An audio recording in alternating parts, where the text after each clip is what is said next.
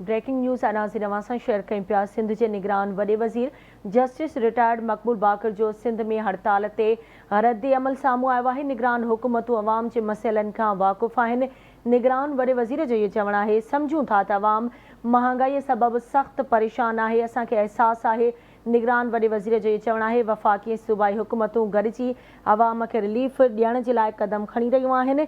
एहतिजाज सभिनी जो जमहूरी हक़ आहे, पर एहतिजाज ॿियनि जे लाइ ज़हमत जो सबबु न बणजणु घुरिजे। निगरान वॾे वज़ीर पारां एहतिजाज कंदड़नि खे अवाम जे जान माल जो ख़्यालु रखण जी हिदायत कई वई आहे। इंतज़ामिया एहतिजाज खे पुरअमन बणाइण लाइ ज़रूरी क़दम खणे। जस्टिस रिटायर्ड मक़बूल बाकर जो इहो चवणु आहे। अहम ख़बर अवां खे ॾियूं पिया। सिंध जे निगरान वॾे वज़ीर जस्टिस रिटायर्ड मक़बूल बाकर सिंध में हड़ताल ते रद्द अमल ॾिनो आहे। निगरान हुकूमतूं अवाम जे मसइलनि खां वाक़ुफ़ आहिनि। निगरान वॾे वज़ीर जो इहो चवणु आहे त सम्झूं था त अवाम महांगाई सबबि सख़्त परेशान आहे, जंहिंजो असांखे अहसास आहे। वफ़ाक़ी सूबाई हुकूमतूं गॾिजी अवाम खे रिलीफ ॾियण लाइ क़दम खणी रहियूं आहिनि।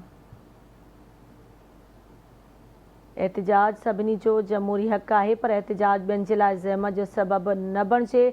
निगरान वॾे वज़ीर जो इहो चवणु आहे।